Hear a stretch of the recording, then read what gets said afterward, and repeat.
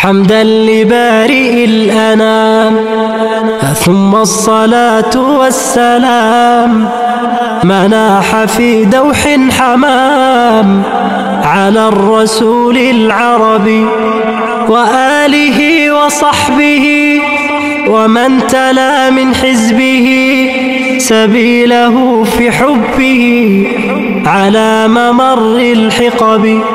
وبعد فالقصد بما أردته شرحا لما قد كان قبل نظما مثلثا لقطرب. السلام عليكم ورحمة الله وبركاته. الحمد لله صلى الله وسلم على نبيه ومصطفاه وعلى آله وصحبه ومن تبع هدى. أما بعد، أهلا وسهلا ومرحبا بكم, ikiwa ni katika mwendelezo wa silsila wa halakati za kufanya sherhe cha kitabu chetu cha An-Nadhim Abdul Aziz Al-Maghribi bimashiatillah. Leo tukiwa katika mada ya al-laha kama anavyoashiria An-Nadhim rahimahullahu ta'ala katika abiyati zake, kitambia adluka lilmar'i al-laha wa qishratul 'udi al-liha wa jam'u lihyatin luha bidhammi wal kasri hubi.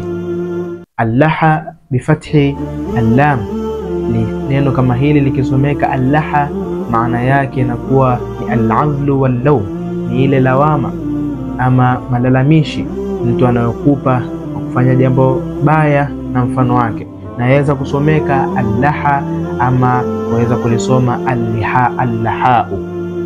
Neno kama hili liko na kasra unasomeka al-liha, nayo maana yake ya qishratul a'wadi allati nabata fil ashjari, au katika maana ya Kiswahili ni yale magome ya mti yanayoota katika vile vigongo vya mti wenyewe. Na neno kama hili pia linaweza kusomeka al-liha ama al-lihau. Katika musnad ya al-Imam Ahmad katika hadithi ndefu anasema fa'ataina ala iblin masuratin bilihai, tukamkuta ngamia masuratin bilihai, mchorwa kutokamana na magome ya mti. Lakini pia vile vile katika neno kama hili al-Imam Shafi'i katika kauli yake kama shairi yake anatuambia yaishu al-mar'u mastahya bi khairin wa yabqa al-'udu ma baqiya al-lihau fala wallahi ma fil 'aishi khairun wala ad-dunya idha dhahaba al-haya'u. Hakika katika maana ya beti kama hii tuambia hakuna utamu wa maisha, hakuna utamu wa dunia ikiwa ile haya mwanadamu imeondoka. Lakini utaona wengi katika sisi tumekosa furaha kwa sababu ile hayau imeondoka katika nyoyo zetu. Na Mtume Muhammad sallallahu alaihi wasallam ameashiria katika ahadithi zake, anatuambia al-hayau min al-iman, ile haya ni moja katika alama za imani. Wa yabqa al-'udu ma yabqa al-lihau, al-lihau hapa ikiwa inamaanisha kama magome yale ya mti. Al-luha, neno kama hili likiwa na dhammi al-lami, basi maana yake inakuwa jam'i ya lihyatin, na lihya ni zile ndefu. Wal-lihya multaqa lahyain, ni pale zinapokutana zile taya mbili ndo pale ndevu zinapoota. Basi ndevu zikiwa nyingi katika jamii tunaweza kusema al-luha.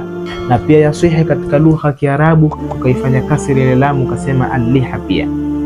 Ndo katika hadithi maneno kama haya yamepokelewa. Sallallahu alaihi wasallam anatuambia katika hadithi qussu shawarib wa a'fu al-luha, punguzeni ama toeni masharubu na muache zile ndevu. Hii ilikuwa sunna bwana Mtume Muhammad sallallahu alayhi wasallam. Khulasa darasa tumepata al-laha bi fathi al-lam, maana yake inakuwa ni al-'azlu wal-lawm, lakini al-liha bi kasri al-lam maana yake ni kishratul a'wad ama magome ya mti. Lakini al-luha bi dhammi al-lam maana yake ni jam'i al-lihyati, ni ule wingi wa ndevu. Muomba Allah subhanahu wa ta'ala ajalie amali hizi ziwe ni katika mizani ya hasanati zetu, innahu waliyu dhalika wal qadiru alayhi. Wassalamun ala man ittaba'a al-huda.